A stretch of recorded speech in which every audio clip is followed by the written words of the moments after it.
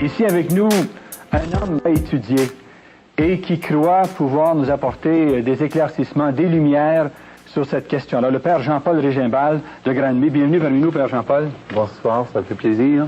Père Jean-Paul, qu'est-ce qui vous a poussé, vous, à vous intéresser à cette question des Illuminati? Bien, disons, pour être honnête, ça remonte à très loin. J'étais étudiant au collège de Sudbury lorsqu'est paru le livre de René Bergeron qui s'appelle Le corps mystique de l'Antichrist. Vers les années 42, 43, 44, évidemment, c'était principalement le nazisme qui était le sujet principal de la préoccupation mondiale et aussi le communisme. Et l'étude de René Bergeron m'avait fait comprendre quelque chose qu'un corps mystique, non pas du Christ, mais de l'Antichrist. Et alors, j'avais commencé à prendre connaissance de la question à partir des éléments fournis dans ce tout premier ouvrage. Deuxièmement, c'est que venant du Nord-Ontario, de la région de North Bay, Sudbury, nous avons été particulièrement impliqués dans la situation conflictuelle avec les orangistes, la franc-maçonnerie, mais sous cet angle de l'orangerie. Mon grand-père, mon père et mes oncles ont dû lutter énormément pour les causes françaises et catholiques, toujours confrontés qu'ils étaient par les menées secrètes et puissantes de la franc-maçonnerie orangiste. Un peu plus tard, de personnes qui étaient dans les loges maçonniques à des niveaux assez élevés, 15e, 18e, 20e degré. Et vous savez, lorsqu'on accueille ces personnes à la fois, ils doivent non seulement répudier leur affiliation, mais ils doivent aussi décrire quels sont les rites d'initiation à chacune des étapes où ils ont été initiés. Et en plus, ils doivent dévoiler le nom des personnes qui soient membres du clergé ou membres de l'Église catholique qui font partie de leur loge. Pourquoi doivent-ils faire ces révélations-là? Bien, c'est parce que c'est pour deux raisons. D'abord, parce que c'est une question d'intégrité de la confession et parce que il y a une excommunication ipso facto pour les personnes en cause et que forcément cela permet à l'Église de pouvoir se prémunir elle-même contre une infiltration éventuelle de la franc-maçonnerie dans ses propres rangs. La raison la plus immédiate pour laquelle j'ai dû m'occuper de cette étude, c'est d'abord la question de la musique rock. J'ai pu constater en faisant l'étude de la musique rock que le tout était financé par Wicca, qui est le Witches International Crafts and Conjuration Arts. Et à ma grande surprise, Wicca était simplement une filiale, une sous-division de ce que j'ai appris plus tard être les Illuminati. Et ensuite, devant la situation très aiguë de l'économie mondiale, je me suis mis à étudier le pourquoi et le comment de la crise dans laquelle on vivait, parce qu'après tout, nous ne pouvons pas rester insensibles à la situation des familles qui, du jour au lendemain, perdent tout ce qu'ils ont, qui se retrouvent sans maison, sans travail, sans logis, sans ressources. Et alors, on arrive toujours à la même conclusion que les mêmes organismes sont agissant de façon convergente pour provoquer ces situations de façon complètement artificielle. Je suis un enfant de la crise, je suis en 1931. Et on nous disait à l'époque, quand j'avais 7-8 ans, que jamais plus le monde connaîtrait de crise semblable parce qu'on avait pris les moyens efficaces pour ne jamais retomber dans ces filets. Alors lorsque nous avons connu d'abord la crise de pétrole en 1973, la récession économique qui s'en est suivie, bien, il y avait quelque chose qui tournait pas rond. Et c'est devenu vite évident que la crise était purement artificielle, puisque dans l'espace de 18 mois, on se trouvait à flotter dans un surplus d'huile qui a provoqué, comme on sait, la baisse des prix. Pas longtemps après, vers 1975, le Seigneur a commencé à m'avertir qu'il se préparait pour le monde une situation économique d'une gravité sans précédent. Et c'est quand j'ai eu les deux pieds dedans, en 1980-81, que j'ai dû aller au fond de ma recherche et découvrir finalement que cette crise économique de 81-82 était aussi artificielle que la crise de 1973 sur le plan du pétrole, et que sous-jacent à cette crise, c'était toujours les mêmes puissances occultes qui amenaient les gouvernements du monde à finalement céder leur autonomie et leur souveraineté entre les mains de ces gouvernements occultes, dont le plus connu en Amérique du Nord est le CFR, c'est-à-dire le Council on Foreign Relationships. Alors c'est ainsi que de fil en aiguille, bien ma documentation a dû s'élargir pour aller au fond du problème. Et tout est résumé dans une chose aussi simple que le dollar américain. Si bizarre que cela puisse sembler. Alors ce dollar américain, évidemment, j'aimerais qu'on prenne un close-up de ce premier segment du médaillon que l'on nous fait croire être véritablement le sceau des États-Unis. Alors que le sceau des États-Unis apparaît ici dans le second segment, et si on pouvait grandir à l'écran cette image, on se rendrait compte que le sceau américain comprend bien sûr l'aigle et les 13 flèches qui représentent les 13 États confédérés, mais sans les 13 étoiles qui sont au-dessus de la tête de l'aigle. En faisant des recherches là-dessus, je me suis rendu compte, et la recherche a été faite notamment dans le domaine particulier de cette fondation des Illuminati, par un Canadien, William Guy Carr, qui était relié au service d'intelligence de l'armée canadienne, et qui a clairement mis en évidence dans ce livre, Pawns in the Game, la véritable histoire de ce sceau pseudo-américain sur le dollar américain. En réalité, c'est le sceau des Illuminati. Les Illuminati ne sont pas autre chose qu'une secte qui, à l'intérieur de la franc-maçonnerie, exerce au plus haut niveau le culte de la lumière qui leur vient non pas de Dieu, Père, Fils et Esprit Saint, mais qui leur vient de Lucifer, le porteur de lumière. Et quand on voit sur le dollar américain « In God we trust », le God dont il est question n'est pas le Dieu Trinité, ni le Dieu Yahweh, mais est nul autre que Lucifer, le Dieu qui est adoré et vénéré par les Illuminati, auxquels les Illuminati se consacrent pour assurer le règne universel de Satan par l'avènement d'un seul gouvernement mondial, par une seule économie mondiale, une seule armée mondiale, et ensuite, finalement, une seule religion mondiale. Voilà l'ampleur de ce que l'illuminatisme représente. Et ça, c'est la définition que vous donnez à l'Illuminati? La définition est encore plus précise que ceci, et vous trouverez la définition aussi bien dans Pawns in the Game que vous la trouverez dans cet autre ouvrage qui s'appelle Red Fog Over America. Alors, là, ici, il y a des mots techniques, tu me préciseras si tu veux pour clarifier, mais il s'agit ici d'une secte gnostique. Donc il s'agit de gnose, une secte gnostique d'origine manichéenne. Donc c'est une déviation de la foi chrétienne où, selon la doctrine manichéenne, il y a le Dieu du bien et le Dieu du mal. Pour les Illuminati, le Dieu du bien, c'est Lucifer. Le Dieu du mal, c'est Yahweh.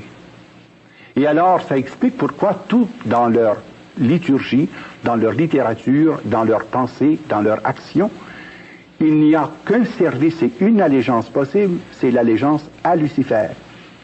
Pour que, grâce à leur action d'illumination, par voie d'initiation, ils puissent finalement amener le monde sous le régime universel et unique de Lucifer, prince de ce monde. Prenons les termes un à la fois. D'abord, une secte. Qu'est-ce qu'une secte? Nous savons que les loges maçonniques existent depuis 1730. Et il y a plusieurs loges maçonniques. Il y a la loge bleue, la loge blanche, la loge orange, la loge écossaise, la loge italienne. Bon. À l'intérieur de ces loges, il y a des sectes. Donc c'est un secteur qui est parvenu à exercer le contrôle dominateur de la loge bleue, tout d'abord. Et cette secte est inspirée de la doctrine chrétienne, mais selon l'hérésie de Mani, de l'évêque Mani. C'est pour ça qu'on appelle ça le manichéisme, où il y a non pas un Dieu, mais deux dieux. Le Dieu du bien et le Dieu du mal. Alors, le mot secte réfère ici, à l'intérieur de loges maçonniques, oui, à une subdivision. Oui, alors ça veut dire ceci. Tous les maçons ne sont pas des illuminatistes, mais tous les illuminatistes sont nécessairement des francs-maçons. Il existe beaucoup de francs-maçons qui ne sont pas illuminatistes. D'ailleurs, les illuminatis ne sont pas intéressés par le petit féretin des francs-maçons du 10e, 9e, 8e, 7e degré.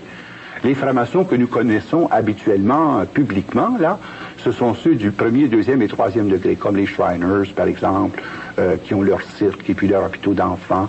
On connaît les Elks, on connaît certaines formes de loges maçonniques. Ça, c'est pour la bonne image sociale de la franc-maçonnerie.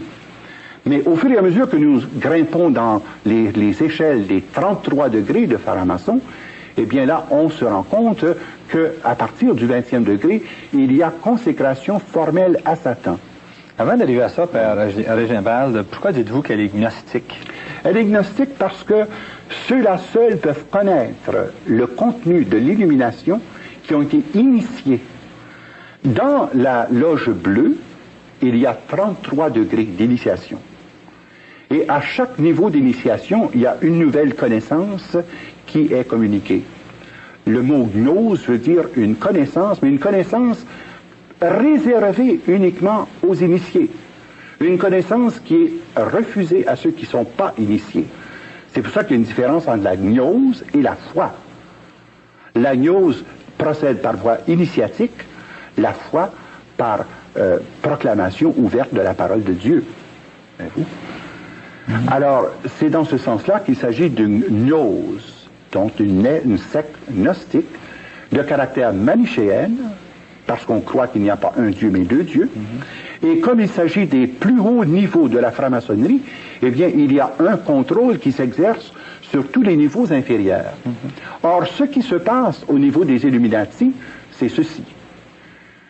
Les Illuminatistes procèdent par l'initiation des 7 degrés selon le rite écossais, ce qui les conduit automatiquement au 20e degré de la loi.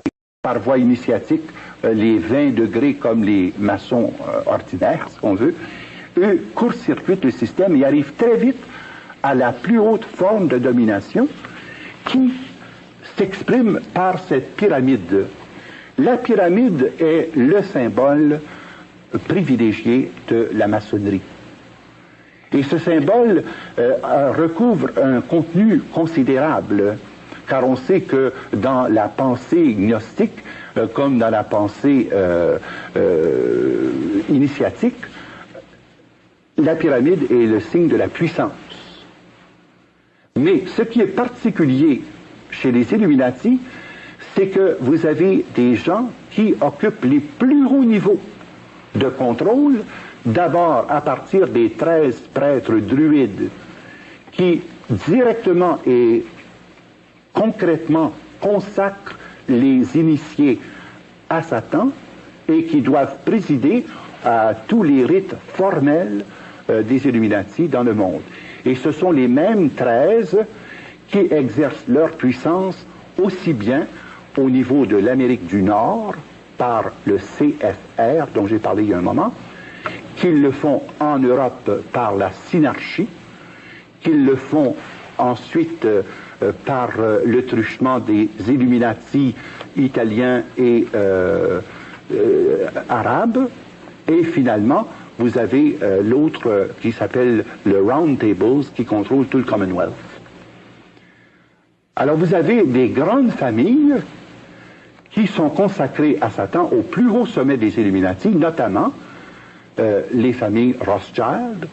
Et quand je dis Rothschild, vous savez, faut comprendre une chose. Il ne s'agit pas seulement de la famille du baron de Rothschild. Ça, c'est une branche des Rothschild, qui contrôle toute l'économie française. Mais vous avez une autre branche Rothschild, celle de Lord Rothschild, qui contrôle la Banque d'Angleterre. Ils étaient 5 frères, n'est-ce Oui, pas? alors, et leur véritable nom était Amschel. Et ils ont reçu le nom et le titre de Rothschild par le fait qu'ils étaient des prêteurs. Et que le mot Roth veut dire rouge et Shield, écu. L'écu rouge était le symbole des prêteurs. Et comme ils avaient prêté notamment au prince de Savoie, comme ils avaient prêté au roi de France, comme ils avaient prêté au roi d'Italie, eh bien à ce moment-là, les redevances étaient, comme ils ne pouvaient pas remplir leurs obligations, de leur confier des baronnies et des lordships. Et c'est ainsi que les Rothschild ont contrôlé un grand secteur, notamment en Europe, c'est-à-dire la France, la Suisse et l'Angleterre. Et par l'Angleterre, le contrôle du Commonwealth. Mais en Amérique, ça a été principalement la famille Rockefeller. Et beaucoup de gens ne savent pas que les Rockefeller ne sont pas juifs. Les Rockefeller sont français. C'est de Roquefeuille. Et les Rockefeller ont construit leur fortune aux États-Unis et pour réussir en Amérique, ont pris le nom de Rockefeller. Mais originalement, c'était des Huguenots français qui ont quitté la France à cause de la persécution, qui finalement se sont établis sous le nom de Rockefeller et ont créé l'empire que nous connaissons. Et la pyramide que j'ai ici présentement illustre l'empire Rockefeller qui contrôle non seulement l'Amérique du Nord, mais qui contrôle aussi tous les intérêts affiliés des multinationales sur le plan économique. Vous parlez de prêtres druides et ensuite vous parlez des Rothschild, des Rockefeller. Oui. Dites-vous que les Rothschild et les Rockefeller, les chefs de ces grandes familles-là et d'autres, sont des prêtres druides? Ils ont des prêtres druides à leur service, comme par exemple en Écosse, dans la région immédiate de Glasgow, il y a le château Rothschild qui abrite un des principaux temples sataniques où annuellement les 8 grands chefs du monde se rencontrent avec les 13 du Coven. Et ce sont les mêmes 13 prêtres druides qui sont les personnes consacrées au culte de Satan et qui doivent présider au contrat satanique à l'intérieur et de la franc-maçonnerie et des Illuminati. Parce qu'au sommet, francs-maçons et Illuminati se confondent. Tandis qu'en bas de l'échelle, disons en bas du 20e degré, quelqu'un peut être franc-maçon sans jamais avoir même entendu parler des Illuminati. Et c'est ça qui est la confusion. Maintenant, d'autre part, en dessous des 13 qu'il y a ici, là, les 13, parce que pour faire un coven, il faut 13 prêtres, vous avez les 33 grands initiés. Ça, ce sont les 33 chefs du 33e degré qui nécessairement appartiennent aux 8 familles dont j'ai mentionné les noms, qui, eux, contrôlent les 500 Bilderbergers. Et c'est intéressant parce que tout récemment avait lieu à Montebello la 24e rencontre des Bilderbergers. En juin 83, n'est-ce pas? En juin 83. Et cette rencontre de Montebello était capitale et devait se faire avant la rencontre de Williamsburg parce qu'on décidait de mettre en marche le nouveau système monétaire pour le monde pour 1986. Il fallait donc que les 500 Bilderbergers établissent leur décret avant que les ministres des Finances puissent prendre leurs décisions pour orienter l'économie vers l'intégration du Cashless Society pour 86. Et ça se passait à 2 pas d'ici, à Montebello. Vous savez pourquoi Montebello? Pourquoi? C'est parce que Montebello est le lieu où a été enterré Louis-Joseph Papineau. Louis-Joseph Papineau était un franc-maçon, illuminatiste, et c'est sur la tombe de Louis-Joseph Papineau que se font des initiations, soit à tous les ans, soit à tous les 2 ans.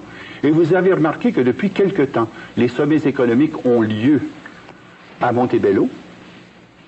Il y en a eu un sommet économique il y a 2 ans, et il y a eu cette année encore la rencontre des Bilderbergers, parce qu'après, il y a l'initiation des grands initiatifs, des grands Illuminati qui remplacent ceux qui sont décédés ou qui ont été limogés dans le cours de leur exercice. Père Jean-Paul, est-ce que les personnes impliquées dans l'organisation de cette rencontre à Montebello et soit des Illuminati qui vient d'avoir lieu, ou bien l'entente des présidents des États-Unis, président de France, le premier ministre d'Angleterre, premier ministre du Canada, toutes ces personnes-là, est-ce que ces gens sont au courant? Est-ce qu'ils le savent? Est-ce que c'est conscient, ces rencontres face à cette mainmise mondiale, aux Illuminati? C'est bien clair que c'est connu, su et volontaire. Parce que pour pouvoir avoir accès au haut niveau des Illuminati, il faut d'abord que tu aies accès aux Bilderbergers. Il y a 1600 Bilderbergers dans le monde. Qui sont les Bilderbergers?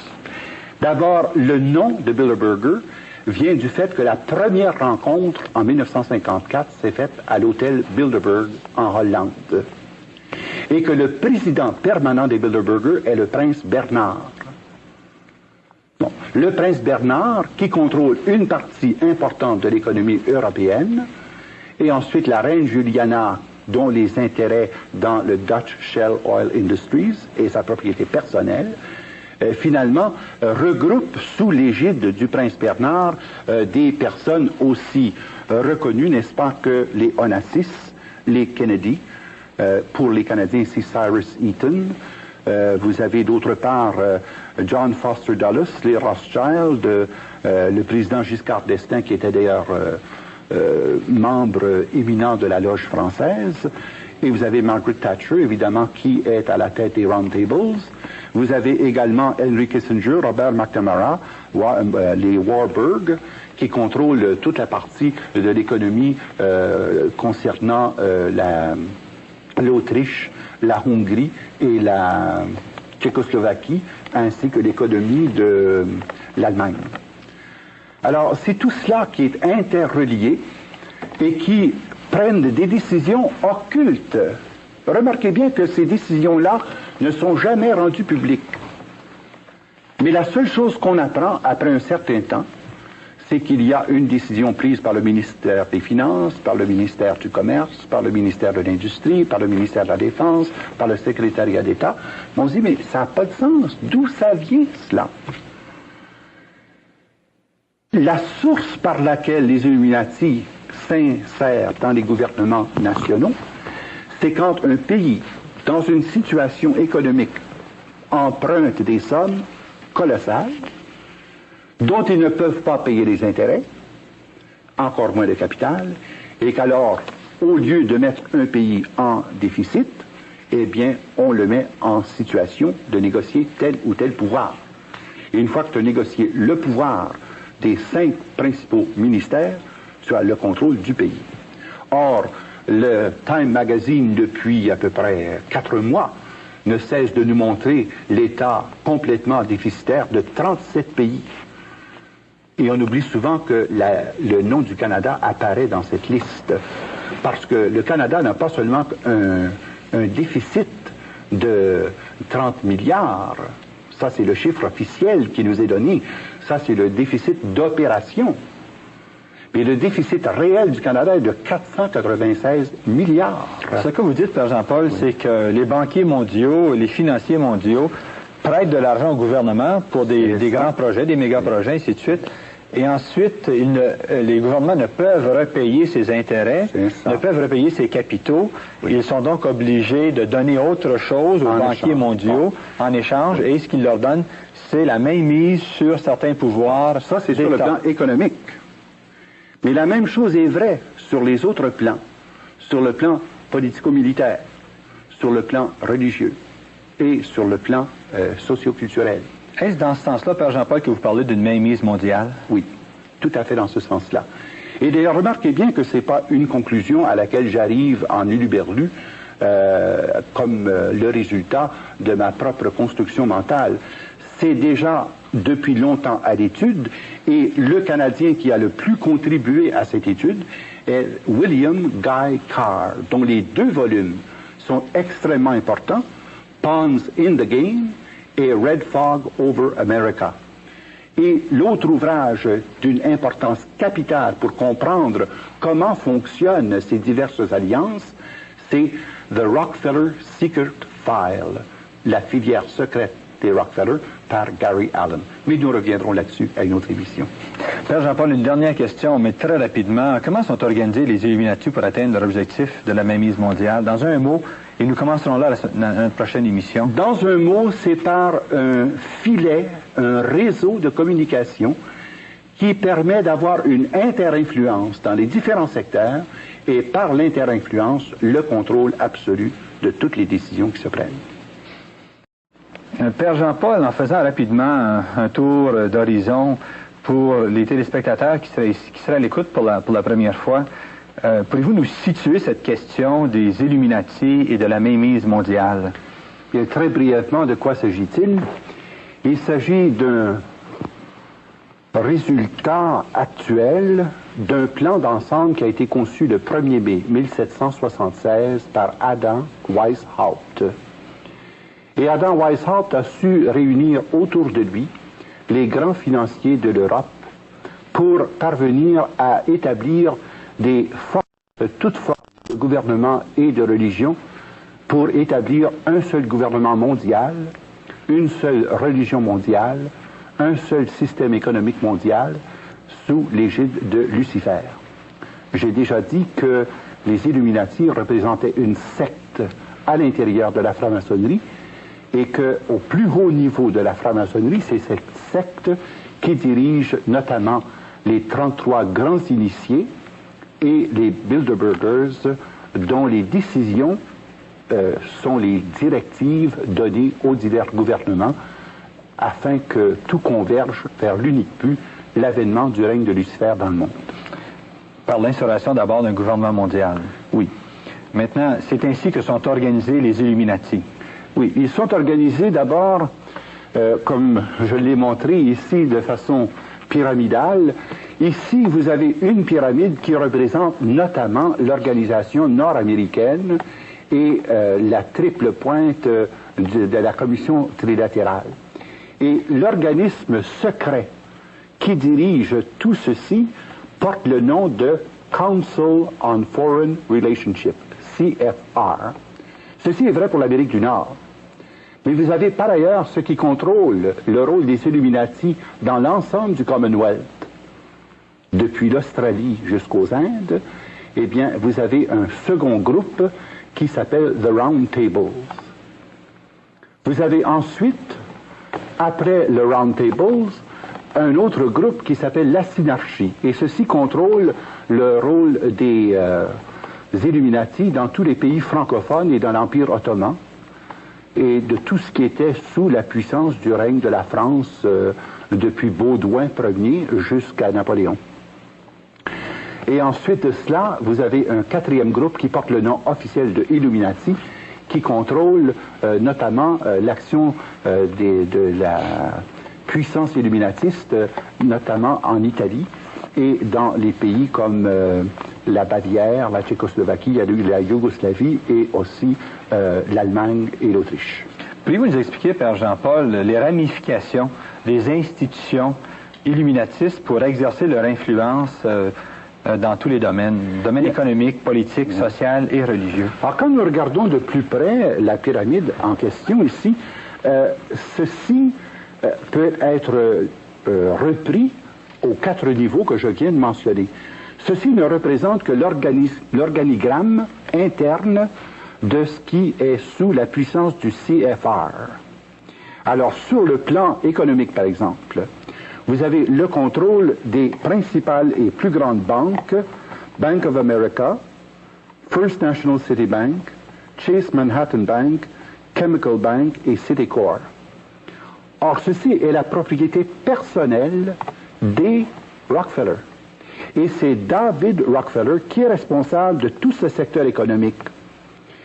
Par le truchement des banques, vous avez les ramifications internationales, comme par exemple, vous avez les Edward Mandell House, Senator Nelson Aldrich, les banquiers John Rockefeller III, James Burke, Herbert Lehman, Paul Warburg, Eugene Meyer, JP Morgan, eux, ce sont les grands banquiers internationaux à la solde des Rockefeller.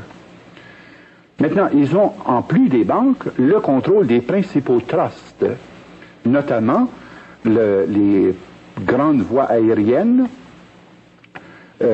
comme par exemple Pan American Airlines, Northwest Airlines, Long Island Lightning, tout ce qui concerne l'électricité, et ensuite, évidemment, tout le pétrole.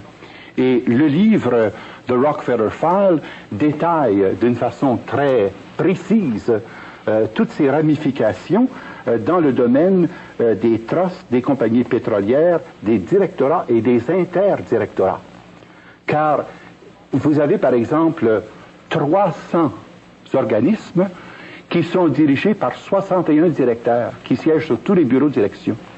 De sorte que toutes les décisions sont toujours concertées à partir des directives qui sont reçues par David Rockefeller. Bon, ça c'est sur le plan économique. Parallèlement au plan économique, vous avez le plan politico-militaire. Le plan politico-militaire est sous la responsabilité de Nelson Rockefeller. Et ce n'est pas par hasard qu'il s'est présenté à la vice-présidence des États-Unis. Ce n'est pas par hasard qu'il a toujours été près de chacun des présidents américains, car n'oubliez pas qu'une des conditions pour être président américain, c'est d'être du 33e degré de franc-maçonnerie. C'est une condition sine qua non. Le président Ford, Carter, Nixon, Kennedy, le président actuel... sont tous des 33e degrés de la franc-maçonnerie. Tous. Sans exception. Sans exception. Et ça, c'est vraiment, ça a été une très grande surprise pour moi concernant Kennedy. Car je pensais que Kennedy faisait exception, mais la réalité est tout autre, et on s'en rend compte quand on lit les filières des responsables qui se sont agrégés au CFR en cours de route. Et c'est par le CFR que les Canadiens sont arrivés aussi au poste aux États-Unis. Vous avez en plus les organismes militaires comme le Pentagone, la Commission trilatérale, le CIA, l'OTAN, la NASA, l'ONU, l'UNESCO. Ce sont tous des organismes affiliés et dirigés par les Rockefeller. C'est tellement vrai que l'emplacement où se trouve l'ONU a été donné précisément par la famille Rockefeller pour que les Rockefeller ne soient pas plus loin que 10 minutes du gouvernement mondial. Et ils ont en plus fourni plus de 40 millions de dollars pour l'édifice actuel. Et comme eux-mêmes ne sont pas présents à tous les organismes, ils offrent des montants appréciables par le truchement de leur fondation aux divers organismes internationaux, comme par exemple l'UNESCO, la FAO et tous ces organismes-là. Et vous avez ensuite les filiales concernant notamment les compagnies qui fournissent aux institutions militaires les éléments, comme par exemple la construction des autos, les ressources pétrolières, etc., pour permettre au complexe économico-militaire de se développer dans la ligne politique voulue par les Illuminati. Vous avez d'autre part les partis politiques. Vous avez les deux grands partis, les démocrates et les républicains, sont chapeautés par des personnes qui ont été sélectionnées à même le CFR pour être sûr qu'il y ait toujours dans les deux partis des représentants des Illuminati, quelle que soit la personne qui occupe le pouvoir. Et c'est eux qui les amènent. Même dans les milieux américains, c'est reconnu. On les appelle pas républicains et démocrates, on les appelle les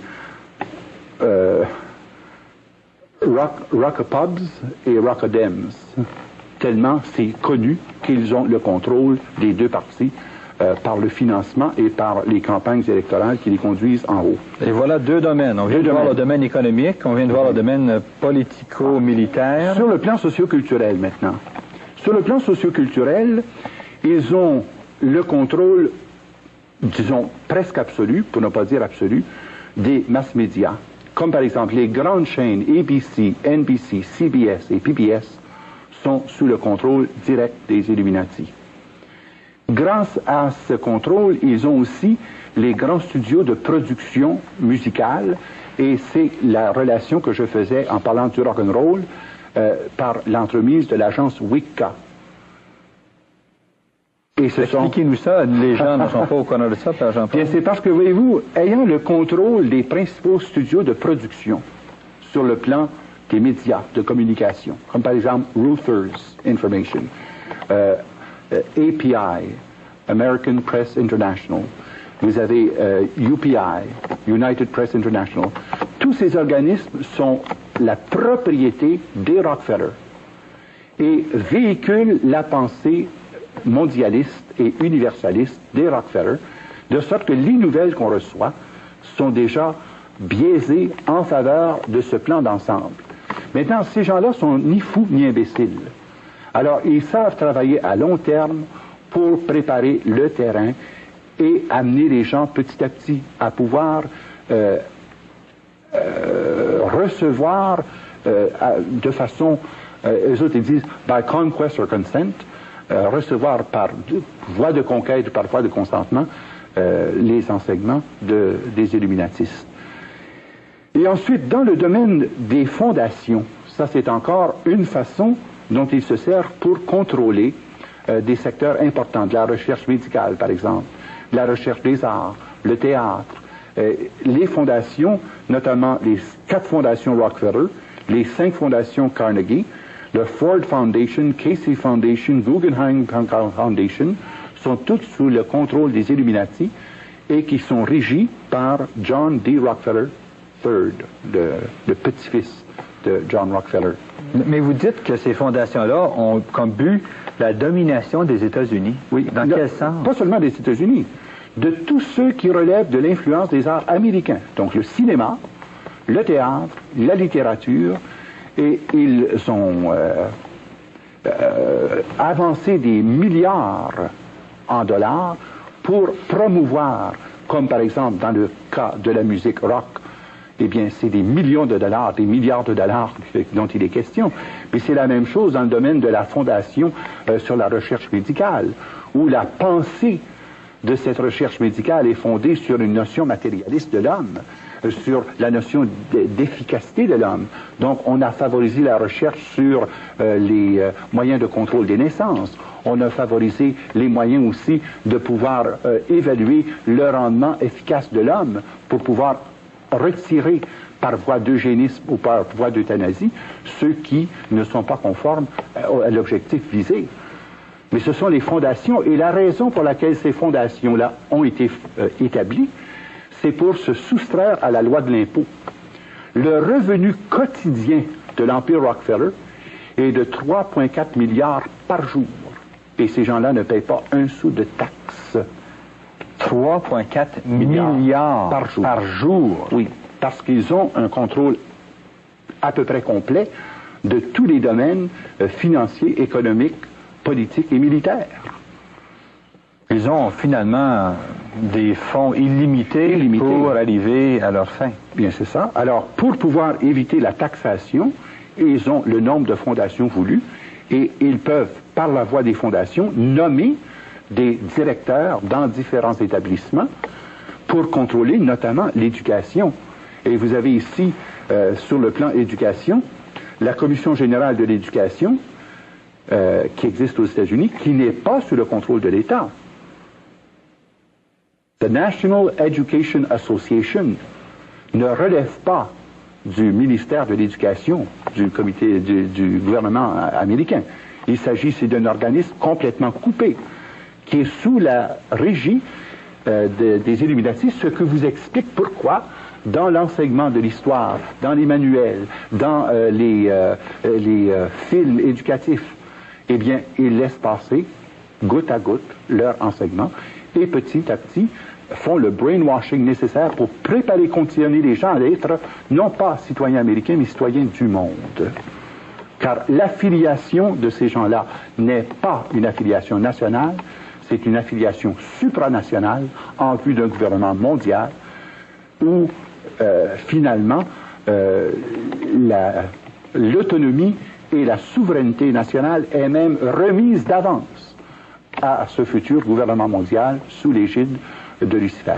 Vous semblez dire aussi qu'ils font la promotion d'une religion de l'homme en opposition à une religion de Dieu. Oui, bien, naturellement, dans la pensée luciférienne, l'homme est son propre Dieu.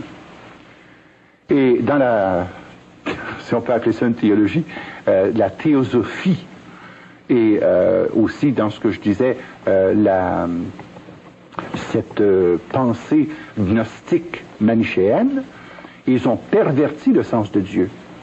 Le vrai Dieu d'Abraham, d'Isaac et de Jacob est considéré comme le Dieu du mal. Et l'autre Dieu, le vrai Dieu qu'il faut servir, c'est Lucifer. C'est lui qui est le Dieu de puissance. C'est lui qui est le Dieu de la beauté, le Dieu de l'argent, le Dieu de la force, le Dieu de la victoire. Alors c'est une perversion systématique, mais tout cela est fait très doucement, en mettant l'accent sur l'homme. L'homme n'a développé que 10% de son potentiel, mais l'homme en réalité est un Dieu. Dieu universel n'est que la somme totale des énergies cosmiques. Et tous les enseignements, et c'est notable que dans les fondations, sur le plan socioculturel et le plan religieux, on favorise par exemple la fondation Kesey. Et on favorise aussi le mind control, comme par exemple les Dr Murphy, la méthode da Silva, les grands maîtres. Tout cela est publié, produit et encouragé et financé par le CFR américain. Maintenant, sur le plan religieux, il y a plus que cela. Non seulement ils ont établi le culte satanique de façon légale, car il y a 7 églises sataniques aux États-Unis qui ont une reconnaissance légale par charte, sans but lucratif. 7 églises sataniques. Et vous les avez ici, notamment, vous avez l'église de Wicca, the Wicca Church of America, l'église de tous les mondes, le vestibule de l'art d'Aquarius, j'aimerais qu'on revienne là-dessus tout à l'heure, si tu veux bien, la fraternité satanique de l'Amérique, ça c'est l'église à laquelle appartenait Charles Manson, et ensuite vous avez l'église de Scientologie, l'unité, les Écancars, l'église en marche vers le jugement, et ce qui est connu aussi de façon mondiale, c'est les Rose-Croix. Les Rose-Croix constituent la branche religieuse de la franc-maçonnerie, et à l'intérieur des Illuminati, les Rose-Croix constituent l'église des 13 prêtres druides. Et c'est par voie de sorcellerie que sont dirigées ces religions sataniques qui ont pignon sur rue en Amérique. En plus de cela, il y a l'infiltration des séminaires chrétiens. Et ce qui est le plus remarquable, j'aimerais attirer votre attention sur le Union Theological Seminary of New York. Parce que beaucoup de docteurs en théologie actuels reçoivent leur doctorat de cette institution, qui a été fondée précisément pour promouvoir le libéralisme théologique et pour promouvoir ces thèses qui viennent détruire la notion de Dieu Trinité et qui conduisent à Unity Church, Universal Church, de sorte qu'on en arrive par le plus bas dénominateur commun à avoir une seule Église mondiale, mais dont le God n'est pas Dieu Père, Fils et Esprit Saint, mais dont le God n'est autre que Lucifer. Pourquoi vouliez-vous nous parler davantage du vestibule de l'art d'Aquarius? Bien, parce que c'est par le truchement des vestibules d'art d'Aquarius que nous avons été, en quelque sorte, exposés à un phénomène très important qui a pris, disons, la vedette publique lors de la publication d'une pleine page en nous disant que le Christ Maitreya était arrivé. Je ne sais pas si vous vous souvenez, et dans tous les journaux du monde, il est paru un article pleine page du Maitreya, et le voici. Ici, j'ai l'édition de Montréal, samedi le 24 avril, la presse, le Christ est ici maintenant. Ça m'a beaucoup intrigué lorsque ça parut, parce que la seule référence qu'on avait, c'était les Cara Center. Et voici qu'une avocate américaine, cette avocate américaine du nom de Constance Combe, a fait la recherche de ces organismes. Et sa recherche l'a conduit aux mêmes conclusions que j'avais trouvées concernant les domaines des infiltrations, pour One World Order, One World Church, et leur symbole est l'arc-en-ciel. Et ça porte the Rainbow Movement. Le nom porte The Rainbow Movement. C'est pourquoi le titre du livre, c'est The Hidden Dangers of the Rainbow. Mais il s'agit ici du nouvel ordre social, le nouvel ordre de l'an 2000 pour la société de demain, le même nouvel ordre qui apparaît dans le sigle illuminatiste Novus Ordo Seclorum, que je vous montrais sur l'endos du dollar américain. Alors, c'est le vestibule of the Aquarian Age, là, qui sert de véhicule pour toute cette pensée. Et c'est par là que l'on connaît, par exemple, la fraternité blanche. Cette fraternité blanche qui prolifère, qui a plus de 10 000 centres à travers le monde. C'est par le truchement de ce groupe du vestibule que nous arrive, par exemple, ce qu'on appelle the Aquarian Bible of Jesus Christ, qui est au fond la Bible satanique. Et vous avez The Age of Aquarius, tout ce qui a été proclamé que nous sommes dans l'ère du Verseau. C'est la manifestation de cet organisme qui agit de façon fort secrète, mais universelle, et qui parvient ainsi à déjà conditionner les milieux chrétiens, musulmans et juifs à rejeter toute notion de Dieu pour le remplacer par Lucifer. Père Jean-Paul, à voir les 4 domaines, le domaine économique, le domaine religieux, le domaine politique, socio-culturel, politico-militaire, les 4 domaines qui sont si fortement infiltrés et contrôlés, oui, avec les différents points que vous avez soulevés, c'est à croire que ce groupe des Illuminati est à la fois très puissant et très dangereux. Et très secret. Et très secret. Oui. Est-ce dire qu'ils ne peuvent être vaincus? Absolument pas. Car dans la position qui est la nôtre, notre espérance est le Christ, Jésus. Et Jésus, lorsqu'il a vaincu le monde, la mort et le péché a déclaré qu'il établissait son Église et que les portes de l'enfer ne prévaudront jamais contre elle. Et quelle que soit la puissance de ces organismes, quel que soit le raffinement de leur organisation, le prince des ténèbres devra nécessairement céder le pas au roi de lumière qui est Jésus-Christ, sauveur du monde. Bien sûr que Satan gagne plusieurs manches. Bien sûr qu'en apparence, il aura même pratiquement le contrôle universel pour un temps. Même l'Apocalypse nous dit que pendant 3 ans et demi, le prince de ténèbres aura le contrôle mondial.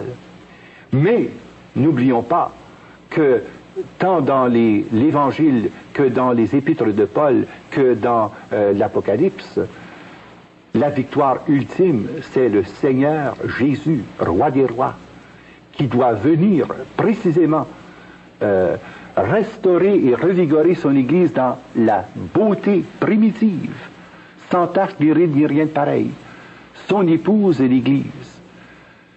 Il la revendique, il la sauve, et même il la retirera de la tribulation pour qu'elle puisse ensuite venir, à l'heure de la parousie, exercer son rayonnement mondial. Je ne peux pas, d'aucune façon, céder au désespoir ou à la désespérance, parce que mon espérance est dans le Christ Jésus. Un jour, Elder Camara rencontrait le pape Paul VI. Le pape Paul VI dit à Elder Camara, « Vous n'auriez pas pour moi une prophétie. » Donc Elder Camara se recueille, il se tourne en regardant Paul VI dans les yeux, et il dit « Prêchez l'espérance, prêchez l'espérance, prêchez l'espérance. » Et il est remarquable que dans l'enseignement de Paul VI, il y a eu à un moment donné un changement radical dans son enseignement. Alors que dans la première phase du règne de Paul VI, il y avait 2 pas en avant, 1 pas en arrière, 2 pas en avant, 1 pas en arrière, au point qu'on a dit méchamment qu'il y avait le Paul Jones et le Paul VI. Mais après cette rencontre avec Elder Camara, Tous les enseignements de Paul VI reflètent cette espérance que nul ne peut vaincre. Eh bien, telle est ma foi, telle est la foi de l'Église. Jésus est vainqueur parce que Jésus est Seigneur. Et quelles que soient les puissances des ténèbres qui s'organisent et qui pour un temps semblent avoir le contrôle mondial, tout cela s'écroulera comme rien. Il n'en restera plus que ruine, car Jésus vient apporter au monde la solution par son royaume de vie et de vérité, par son royaume de grâce et de sainteté, par son royaume de justice, d'amour et de paix, dont nous sommes les artisans. C'est pourquoi il faut bâtir en 1983 les assises de l'Église de l'an 2000. Ma voix est celle de l'espérance en fixant mon regard sur Jésus, Seigneur, vainqueur et sauveur. Je ne peux pas ne pas avoir d'espérance. Mais si je prends la peine d'élaborer tous ces aspects, c'est pour permettre aux chrétiens de pouvoir se prémunir contre cette puissance maléfique en discernant l'action du malin pour davantage exercer leur rayonnement chrétien dans tous les domaines. Et c'est la pensée de Paul VI dans son encyclique sur l'évangélisation, le rôle des laïcs dans l'évangélisation du monde. Père Jean-Paul, si on prend cette première charte, Oui. pourriez-vous nous expliquer l'organisation et ce que cette charte représente? Oui. Pour bien comprendre le complot dans son caractère universel et mondial, il faut bien comprendre que il y a une structure interne qui regroupe, par exemple, pour l'Amérique du Nord et les régions qui sont atteintes par la commission trilatérale, tout repose sur le CFR. Et il faut bien distinguer ici une chose, il ne s'agit pas du Foreign Relations Committee, qui relève du président des États-Unis, mais il s'agit du Council on Foreign Relations, qui est complètement indépendant et qui est complètement occulte. Et si on veut des explications plus complètes sur la nature du CFR, voici 2 volumes d'une extrême importance, The Invisible Government de Dan Smoot. Parce que c'est le caractère occulte du CFR qui a permis la mise en marche d'abord d'une base économique très solide pour ce qui est de l'Empire Rockefeller, la Chase Manhattan Bank, la First National City Bank de New York, l'International Basic Economic Corporation, la Chemical Bank, Bank of America et Citicorp. Un point que le public ne sait pas en général, c'est que quand on parle de la Banque d'Amérique ou de la Banque du Canada ou de la Banque de France ou de la Banque de Belgique, ces banques-là sont des propriétés privées. Elles ne sont pas sous la coupe du gouvernement et sous l'autorité du président ou du roi de ce pays-là. On croit par exemple que la Banque du Canada relève du gouvernement canadien. Il n'en est rien. Elle appartient à l'Association des banquiers du Canada. Les banques Chase Manhattan, First National City Bank, Chemical Bank, Bank of America sont la propriété de l'Empire Rockefeller.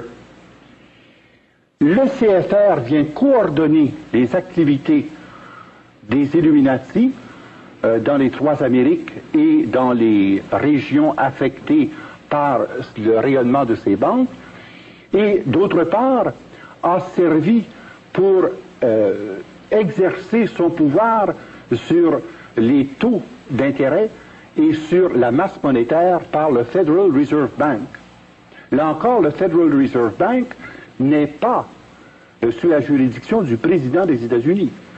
La Federal Reserve Bank est sous la responsabilité et la gérance du CFR. C'est donc dire que ce sont les banquiers qui établissent les lois qui gouvernent les banques aux États-Unis. Et finalement, ils sont tellement puissants qu'ils peuvent eux-mêmes nommer les présidents grâce aux campagnes électorales qu'ils subventionnent. Vous savez par exemple que le président Taft était absolument opposé à la création de la Federal Reserve Bank en 1911. Alors le CFR a fait débarquer Taft et l'a fait remplacer par le président, son nom m'échappe là, qui ensuite a corroboré et approuvé l'établissement et le rayonnement de la Federal Reserve Bank. Plus tard, lorsqu'il s'est agi de pouvoir établir un contrôle international, on a fondé l'International Monetary Fund. Alors tout ceci, ce sont des institutions américaines. Soudainement, ici, c'est une institution internationale. Oui, mais sous l'égide des Illuminati. Et ensuite, on a créé une banque des ententes internationales pour permettre des prêts entre nations. Et finalement, pour coiffer le tout, le World Bank, qui au moment de cette étude était sous McNamara. Or, vous avez ce schéma qui se répète pour le rôle des Illuminati en France et dans les pays francophones. Et à ce moment-là, ça prend un autre nom, ça s'appelle la synarchie. Mais la synarchie n'est que l'expression concrète du rôle des Illuminati en France, qui s'appuie sur l'empire monétaire des Rothschild et qui trouve ses champs d'exercice par les ressources de Lazare Frères, Paribas, Banque nationale de Paris, Banque du Luxembourg, Banque suisse, Banque ottomane, Banque de Belgique. Est-ce que les gens qui demeurent en Europe connaissent le terme synarchie? Oui, c'est un terme qui revient assez souvent parce que la synarchie est, je dirais, très étroitement reliée au Grand Orient de France et on connaît aussi l'influence énorme des Rothschild. Parce qu'ils ont une action prépondérante dans tout le domaine de l'industrie de base et dans tout le domaine financier, tant sur le plan bancaire que sur le plan des trusts et des prêts. Connaissez-vous le sens étymologique du mot synarchie? Oui, c'est un groupe arcais qui dirige de façon harmonieuse pour réaliser le plan du gouvernement mondial. Mais on ne peut pas penser à un gouvernement mondial tant qu'on n'a pas établi solidement le contrôle économique de la base et qu'on n'ait pas établi une relation verticale avec le moyen universel qui va permettre l'établissement du gouvernement mondial. Donc, ce qu'il fallait faire, c'est la Banque mondiale. Et ça existe déjà. Ce ne sont pas des projets à venir. Tous ces institutions-là existent et le sont par et à travers la puissance de la synarchie. Alors, la synarchie est l'équivalent pour l'ensemble de l'Europe et de la France et des pays francophones où ces organismes existent, comme par exemple le Luxembourg, les Pays-Bas, la Belgique, la Suisse, et finalement a son expression internationale par le truchement de la Banque de France, du Fonds international de la monnaie, Banque des règlements internationaux. Alors, si on passe maintenant au troisième groupe, qui concerne l'action des Illuminati dans le Commonwealth, il faut parler à ce moment-là de Round Table. Mais c'est toujours la même chose. Ça porte des noms différents, mais ça correspond aux mêmes réalités.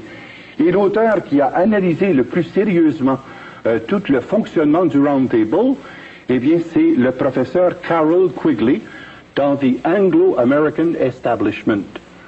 C'est une étude majeure par un professeur d'université qui ne se gêne pas pour nous montrer d'abord l'ampleur et le rayonnement de cette action, tant sur le plan économique, politique, religieux et sociologique, du Round Table. Et c'est ça qui porte à confusion quand on fait cette étude-là, parce que ça ne porte pas le même nom partout, mais ça couvre la même réalité. C'est encore un Rothschild qui est le maître d'œuvre par le truchement de la Banque d'Angleterre, mais c'est toujours la puissance du Rothschild d'origine anglaise, oui, qui est devenu l'équivalent du baron Rothschild en France, et alors qui a le contrôle de Lloyds Bank, Bank of Australia et Bank of Canada, puis South America. Vous dites que les Rothschild ont un certain contrôle sur la Banque du Canada? Pas seulement un certain, ils ont la propriété d'eux. Et c'est ça qui est inquiétant parce que, on pourra le voir dans les explications qui viendront, que finalement, ce sont eux qui établissent de façon pratiquement unilatérale et les taux d'intérêt et la fluctuation des prêts et des capacités d'emprunt et qui peuvent paralyser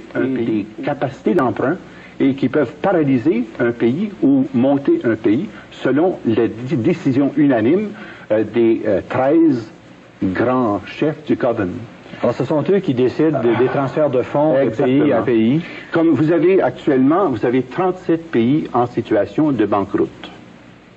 Par l'International Monetary Fund, on est venu à bout de pouvoir répartir la dette sur une plus longue période, mais à condition qu'on nomme tel ministre de la Finance ou tel sous-ministre de la Défense et tel Illuminati qui viendra agir à ce niveau-là pour pouvoir exercer l'emprise de ce pays afin que ce pays consente ultimement à faire partie du gouvernement mondial. Ensuite, par l'intermédiaire du Bank of International Settlement, eh bien là, à ce moment-là, on fait des transferts massifs. Ici, il s'agit habituellement des montants de l'ordre de plusieurs milliards. Et avec l'appui du World Bank, eh bien, on consolide le tout pour permettre à l'action des Roundtable de se manifester. Je vais vous donner un exemple bien simple. Dans Quigley, dans Carroll Quigley, ici, là, on dit clairement, et on le démontre, preuve à l'appui, qu'il n'y a pas un seul gouverneur général du Canada depuis Lord Grey qui n'était pas un Illuminati. Tous ont été des Illuminati, sauf le général Vanier, parce que lui est arrivé au poste de gouverneur général du Canada par le truchement de sa carrière militaire et par le rôle diplomatique qu'il a joué dans le monde. Alors ce sont quand même des choses étonnantes à découvrir. Et le Round Table a autorité et puissance, non seulement en Angleterre, mais dans l'ensemble de ce qui était autrefois l'Empire britannique et qui est devenu aujourd'hui le Commonwealth. Est-ce que ces pays ici ont déjà pris position face à un gouvernement mondial? Oui. D'abord, le Canada a signé son adhésion au gouvernement mondial à 2 reprises. Sous Pearson en 1972 et ensuite sous M. Trudeau le 7 janvier 1981. À l'instigation d'ailleurs du Dr McGuigan, qui est un des illuminatistes notoires, qui est une cheville ouvrière de ce plan d'ensemble. C'est très sérieux ce que je dis là, parce que ça veut dire que déjà, en principe, le Canada est prêt à abandonner sa souveraineté et son autonomie en faveur d'un gouvernement mondial, et toutes les banques au Canada, sauf 2, sont déjà intégrées sur le plan monétaire et sur le plan du Cashless Society. Nous avons déjà signé notre adhésion à cette société sans argent dont nous parle le docteur Mary Relf dans son livre When Money Fails et The New Money System. La preuve, c'est que la plupart des gens peuvent se rendre à leur banque, insérer leur carte et ils demandent, entre autres, est-ce que tu as ton numéro d'identification personnelle? Have you got your NIP? Hein? Alors, c'est le NIP, c'est le numéro d'identification personnelle qui te permet d'avoir accès à ton compte de banque et grâce au barcode system, eh bien, à ce moment-là, facilite l'intégration universelle de tout ce qui nous amènera à une société sans argent d'ici 1986. Et ça, c'est entièrement conçu, désigné et mis en œuvre par les Illuminati mondiaux. Allons maintenant au dernier tableau qui nous fait comprendre ce qui se passe en Italie, ce qui se passe en Autriche, en Tchécoslovaquie, en Suède. Alors vous avez les Illuminati, ça porte proprement le nom des Illuminati, et sous la tutelle des Warburg, des Krupp et des Tyson, eh bien vous avez la Banque de Suède, la Banque de Tchécoslovaquie, la Banque de Munich, la Banque de Francfort, la Diskontogesellschaft, Banque d'Autriche, Banque de Hongrie, Banque d'Italie. Alors tout cela est contrôlé par les Illuminati. On a eu un exemple flagrant de cela lorsque la Banque ambrosienne a fait faillite et que Silvestro Calvo, comme on le sait, a été exécuté et pendu sous le pont Blackfriars il y a quelques mois à peine. Parlez-nous un peu de ça. Bien, ça se rattache directement à une enquête qui a été faite à la demande du gouvernement italien, qui se rendait compte qu'il y avait de l'infiltration illuminatiste dans son gouvernement.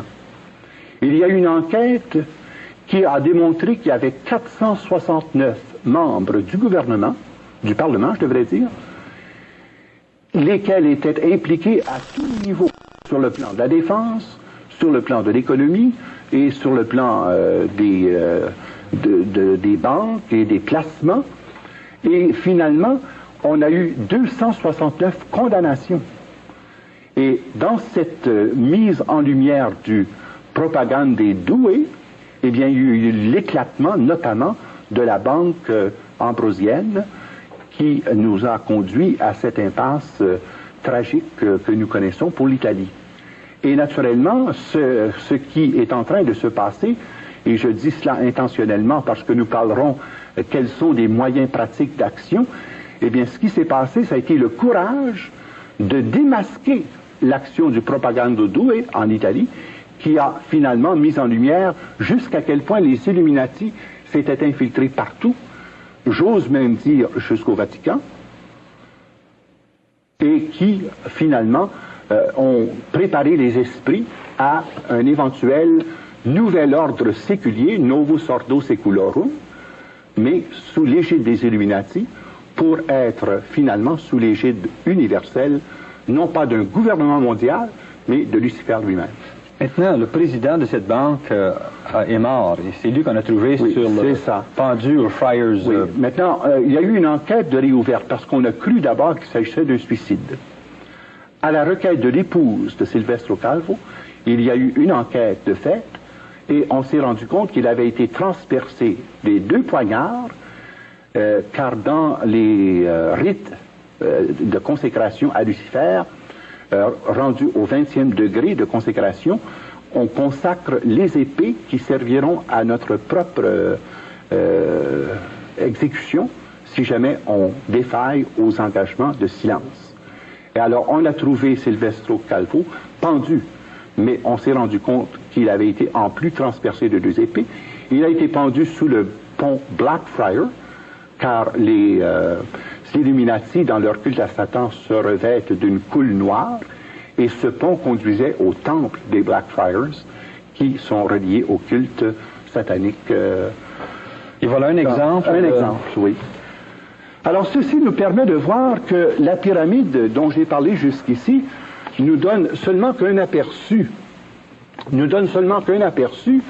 De la structure des Illuminati. Ici, c'est la structure qui est propre au milieu que l'on connaît, l'Amérique du Nord et les pays qui sont rattachés à l'action du CFR par la Commission trilatérale. Mais la même chose est vraie sur le plan de la synergie. Et j'aimerais peut-être recommander 2 volumes qui parlent explicitement de cette structure, les 2 volumes de Pierre Virion, le premier qui s'intitule « Le mystère d'iniquité » et l'autre, bientôt un super gouvernement mondial et une super église. Alors c'est le plan synarchique qui prend sa source dans le plan d'Adam Weishaupt, mais qui trouve aussi son explicitation par des personnes comme le chanoine Rocta et par plusieurs autres apostats qui sont à la base de ce rayonnement pour la conquête du monde. J'aimerais aussi peut-être dire un autre mot sur une série d'ouvrages qui nous seront précieux, je pense, peut-être ici en prenant quelques ouvrages clés. J'aimerais peut-être parler de Angels, Satan Exposed, qui nous donne un aperçu important des structures et de l'interaction de ces différents groupes concernant ce projet de mainmise mondiale. J'aimerais aussi parler des ouvrages de Willard Candlon, qui a consacré plusieurs études à cette question de l'argent et du système monétaire mondial, avant le docteur Mary Ralph. Alors il s'agit de Money Master of the World, et un ouvrage best-seller qui vient de sortir il y a quelques mois à peine, The Moneylenders de Anthony. Vous avez ici une étude aussi brillante et aussi vigoureuse que celle de Quigley concernant The Anglo-American Establishment.